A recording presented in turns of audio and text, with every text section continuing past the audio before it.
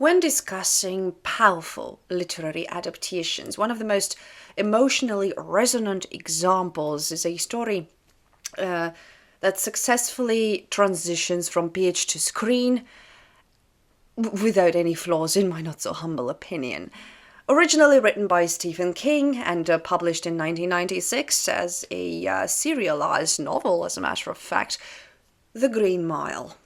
We've spoken about this before. The link will be in the description. We've discussed the book on its own, and I was able to link it to the disturbing genre even. So if you're curious or if you don't know anything about the book, I highly encourage you check out my video on this one. Yeah.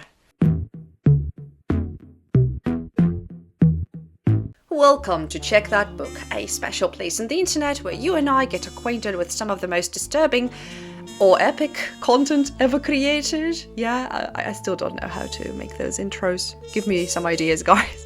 The Green Mile, one of my favorite books when it comes to deeper subject matter, and I wouldn't necessarily call it disturbing, but like I've mentioned, I found some moments here and there, so I've spoken about this before.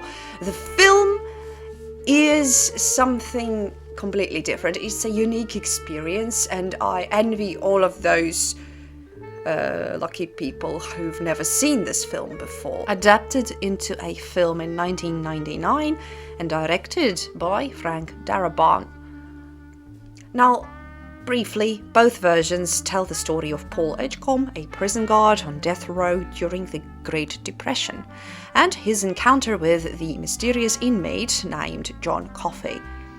While the film remains largely faithful to the source material, there are notable differences in tone, structure, and detail that shape how the story is experienced. At its core, The Green Mile explores themes of, first and foremost, justice, morality, and to a degree, even racism. Yes, it is quite a prominent subject matter. First and foremost, I have to applaud the great late Mike Clark Duncan for his portrayal of John Coffey.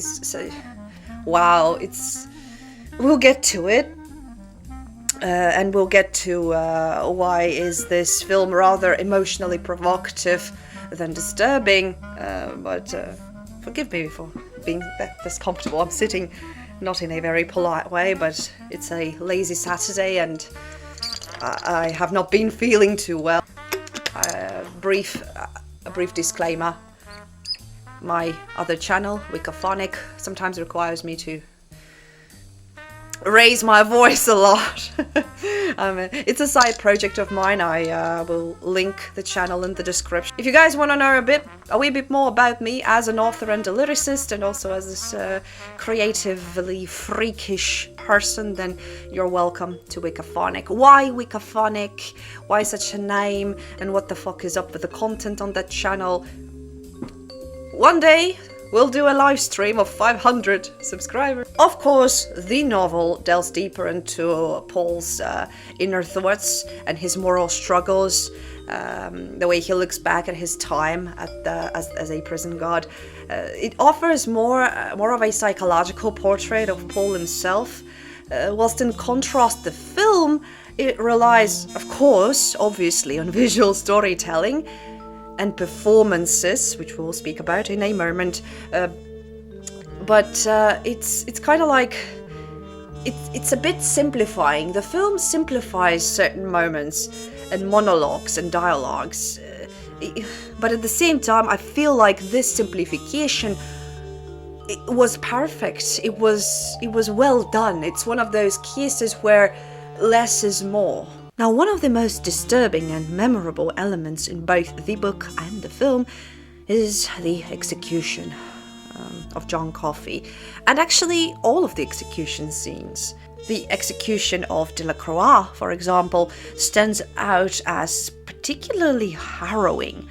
In the story, Percy Wetmore deliberately sabotages the process by failing to wet the sponge placed on Delacroix's head, and you have to do this as a procedural matter, otherwise shit's gonna hit the fan.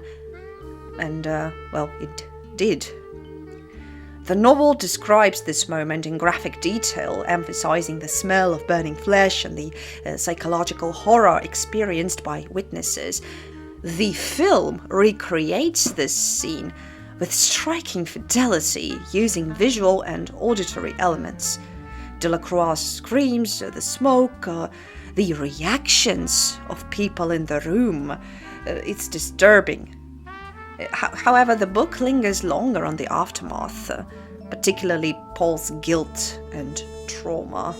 Now, there's the subject that hurts me the most when it comes to this creation, The Green Mile, both the film and the book, the subject of John Coffey's innocence.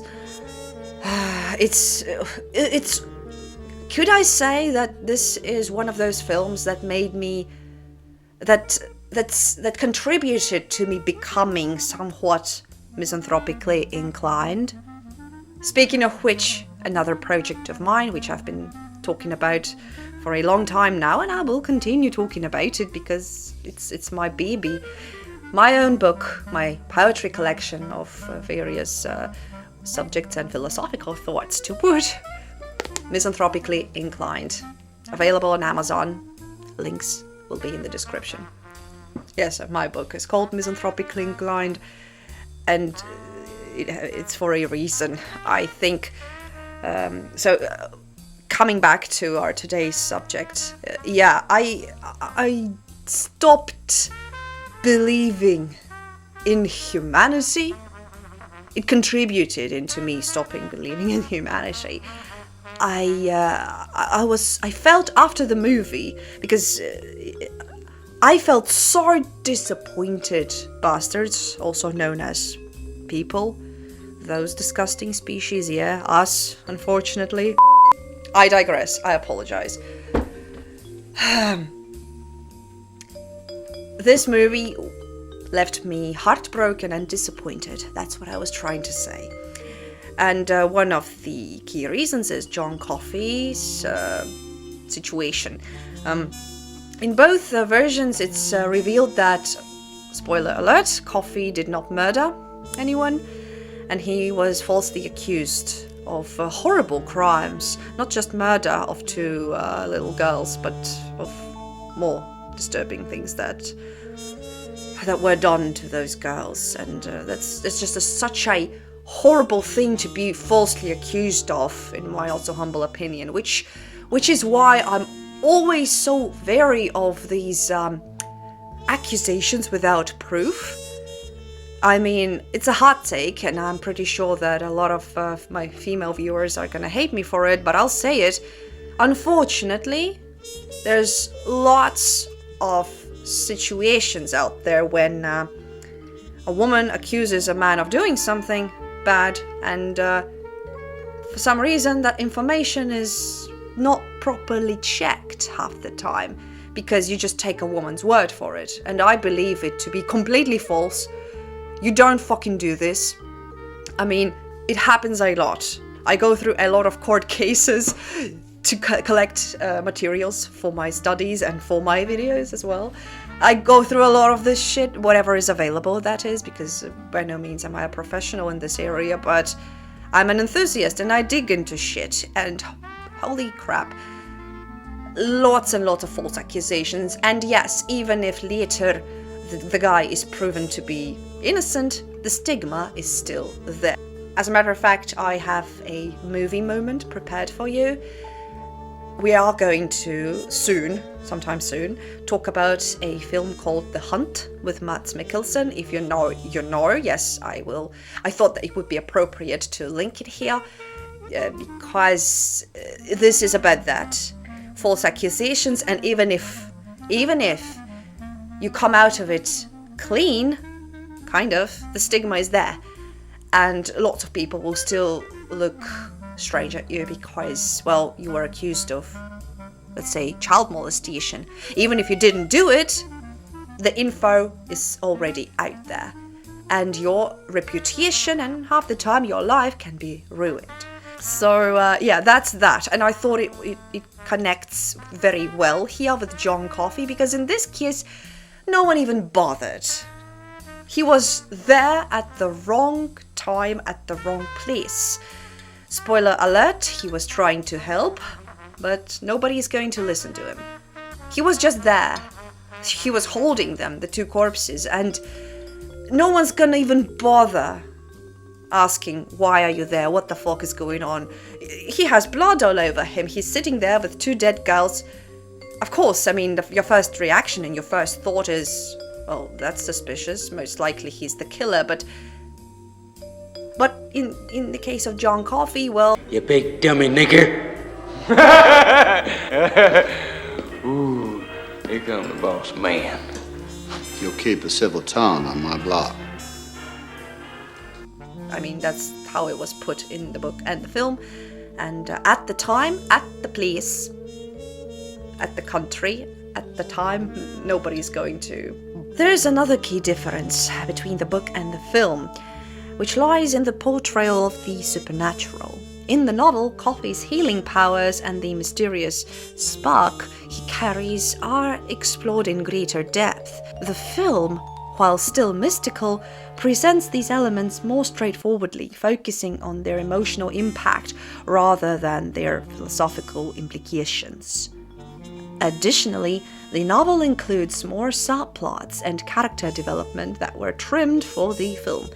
For example, the storyline involving the mouse, Mr. Jingles, and his near-supernatural longevity is more elaborated in the book, symbolizing themes of life, death, and continuity. The film retains Mr. Jingles but simplifies his role.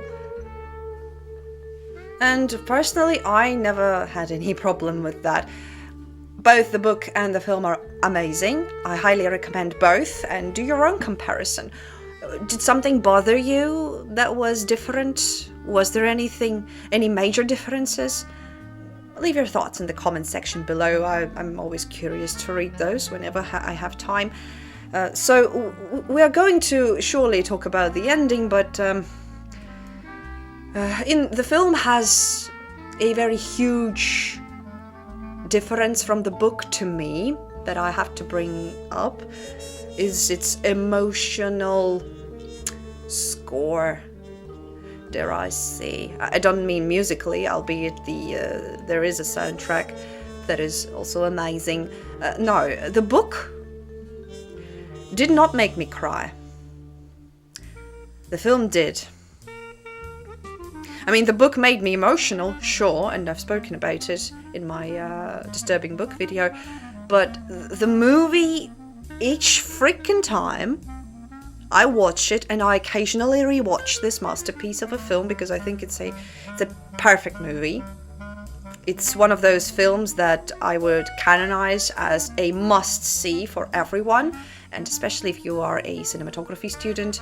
It's there alongside, I don't know, The Silence of the Lambs, for example. I cry every freaking time I see and listen to John Coffey's, I wouldn't call it a confession, I would call it, well, it is kind of a confession, right?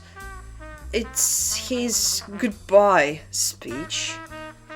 I mean, I've spoken about other people in my surroundings who like this film, and almost all of them said that yes, this film made them emotional and made them shed a tear. And yes, some people brought up the scene where John Coffey is being shown the movie in the theatre, and that made them emotional. Some people cry at the very end when they see Mr. Jingles, the old fuck. Depends.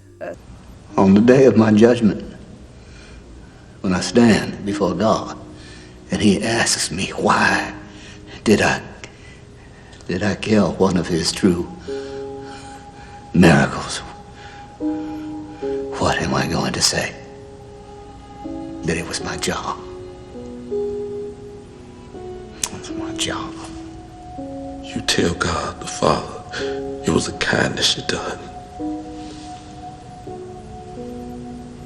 I know you're hurting and worried. can feel it on you, but you ought to quit on it now. I want it to be over and done with. I do.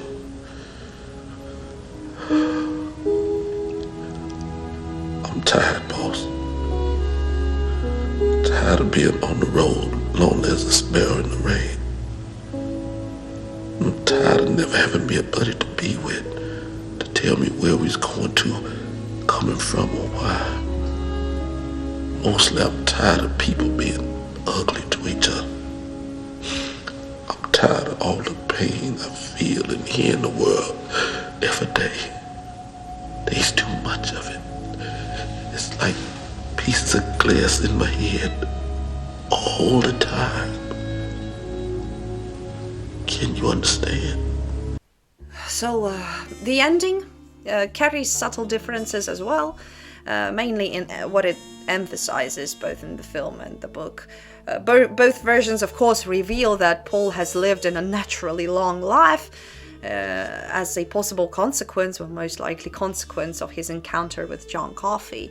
However, the book reflects on it more intensively and on the burden that this extended lifespan gives Paul. So in conclusion, while the film adaptation of The Green Mile remains remarkably faithful to Stephen King's original work, it inevitably condenses and reshapes certain elements to fit the cinematic medium, of course. But this is an adaptation well done. So my personal conclusion about this story would be that both the book and the film, they complement each other. They form this complementary pair. The book offers depth and introspection, and the film delivers visually and emotionally compelling interpretation, which is kind of the case in most of these adaptations. I am rarely to speak about poorly done adaptation. So, for now, I thank you all so much for watching. If you like unorthodox content, please consider giving this video a boost in the form of an erect thumb, and make sure to subscribe for more. Take good care of yourselves and your loved ones, ladies and gentlemen, and I shall see you all as soon as possible. Cheers!